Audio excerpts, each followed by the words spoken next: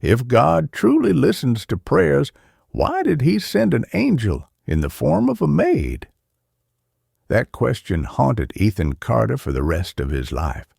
But back then, he was just a 13-year-old boy, consumed by a storm of anger, pride, and a blindness to the true love that was being offered to him.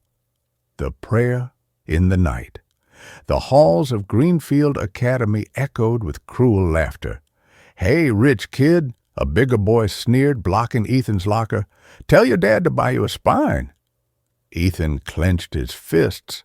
He wanted to hit them, to unleash the fury coiling in his gut, but his stomach just churned. "Get out of the way," he mumbled, his voice barely a whisper. They didn't move. They never did. Day after day, he endured the sideways glances, the murmured insults, the fake smiles born of envy. His father was a billionaire, yet Ethan felt poorer in friendship than anyone he knew. Returning home felt no different. The mansion was a mausoleum of cold perfection. The polished marble floors, the soaring ceilings, the faint scent of lemon wax. His father was always away on business, and his mother had passed years ago.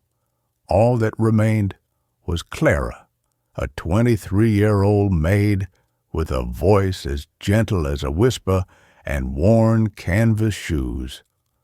Ethan knew she had studied nursing before a family tragedy forced her to leave school, and that she sent half her meager salary home to her younger brother. But those facts did nothing to soften the contempt he felt for his own dependence on her. "Dinner's ready, Ethan," Clara called from the kitchen, her tone soft. "I'm not hungry," Ethan snapped, tossing his backpack onto the pristine white sofa. She hesitated. "You should eat something." "I said I'm not hungry." His voice rose, cracking with frustration. Clara lowered her gaze, saying nothing. He hated himself for shouting, but he hated her placid acceptance more. It made him feel weak, just like at school. And so he began to lash out at her, mirroring the cruelty he endured from others. "Don't pretend you care," he muttered when she brought him a glass of milk. "I do care," she said softly. "It's my job." "No, your job is to clean toilets," he spat, his voice laced with venom. "You're just the help." A flicker of pain crossed her eyes, but she blinked it away.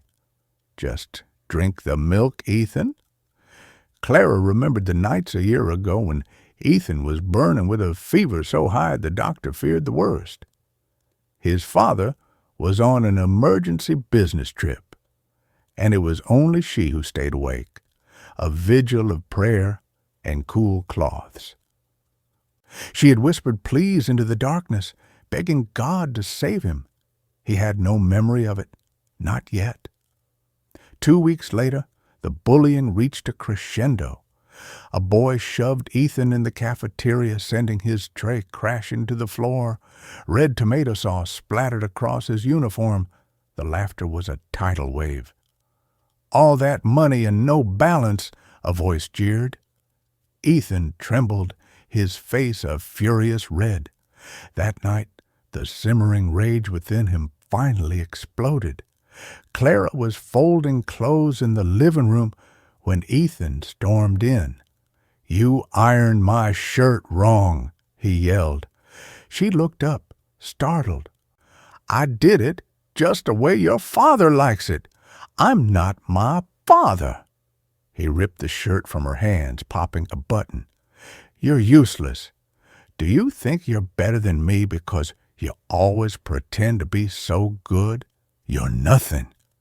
The words hung in the air. Clara's face went pale, but she stood her ground, her fingers digging into the edge of the sofa. "Ethan," she said, her voice barely a breath, "what's really going on?" "Don't pretend you care." He threw the shirt to the ground and kicked it. A shadow fell across the doorway. "That's enough," a low voice rumbled. Ethan froze, His father stood there, a suitcase in his hand, home earlier than expected. His eyes blazed with a cold fury Ethan had never seen before. "I saw everything," he said, his voice a low growl. "Apologize. Now." Ethan's mouth opened, but no words came out. "You will not," his father continued, "speak to Clara that way in this house. Do you hear me? She's just, his father bellowed, "saved your life when you were sick. Have you forgotten?" Ethan blinked, the anger dissolving into a cold shock. "What?" His father turned to Clara, his voice softening. "You're off for tonight, Clara. I'll handle this." She hesitated, then quietly left the room, her eyes glistening. "What is wrong with you?" Mr. Carter asked when they were alone. Ethan stared at the floor. "They make fun of me at school." "And you take it out on someone weaker than you? The only person who truly cares about you here?" "I didn't mean to—" "You didn't think," his father cut in. "I didn't raise you to be this way." Ethan's lip trembled. "I hate them. I hate everyone." His father's face softened slightly. "You're hurting, son, but hurting others will not heal you." That night, Ethan lay awake. Fragments of a memory surfaced, the burning fever, a cool hand on his forehead, a voice whispering a plea. "Please, God, don't let him die. Please!" It was Clara's voice, as clear as if she were right beside him. The next morning, Clara was watering the flowers in the garden. Ethan approached slowly, clutching the shirt with the broken button. "Clara," he called out softly. She turned, her expression wary. "I'm sorry," he said, his eyes welling up, "for everything." Her face softened, but she remained silent. "I remember," he continued, his voice choked with emotion.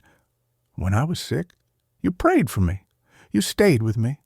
I've been so awful to you. I'm sorry." Clara put the watering can down. "Ethan," she said gently, "you're still just a boy. Pain makes people do ugly things. What matters is what you choose to do afterward." He broke down, weeping.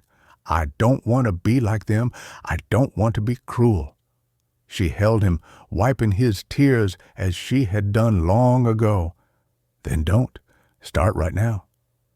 That afternoon his father called him into his study. "I'm proud of you for apologizing," Mr. Carter said. "But understand this. Money is a tool, not a shield. People will be envious. That's life. Your character, however, is your own." Ethan nodded. "Do you know why I hired Clara?" He shook his head. "Because when you were sick, she refused to leave your side. She is family, not an employee." Ethan swallowed hard. "I'll be better, Dad." Weeks turned into months. At school, Ethan stopped reacting to the taunts. When a boy bumped him, he simply picked up his books, saying calmly, "Enough." The bullies, disarmed by his new calm, backed away. At home, he began helping Clara with chores, folding laundry, making breakfast. The cold mansion slowly became a home, warmed by quiet kindness. One evening, he found Clara praying in her small room. "Clara," he whispered. She turned. "I used to think God didn't care," he said, his voice full of wonder. "But maybe he does. Maybe he sent you." She smiled gently. "God sends all kinds of people. Sometimes even difficult boys." He laughed, tears in his eyes. Years later, Ethan would tell this story to his own children. The story of the maid who was his angel, the night his father found him at his lowest, and how kindness is often found in the most ordinary people doing the most extraordinary things. But back then, there was only a boy, a maid, and a prayer in the night, answered in the most unexpected way.